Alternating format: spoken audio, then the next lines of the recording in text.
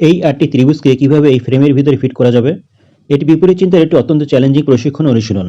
এখন আপনি দেখতে পাচ্ছেন যে যদি আপনি এই ত্রিভুজাকার টুকরোগুলো ফ্রেমের ভিতরে রাখতে চান, তবে একমাত্র উপায় হলো এই প্রবেশপথের মাধ্যমে। কিন্তু আপনি কি মনে করেন যে সবগুলো সরাসরি ভিতরে ঢোকানো সম্ভব?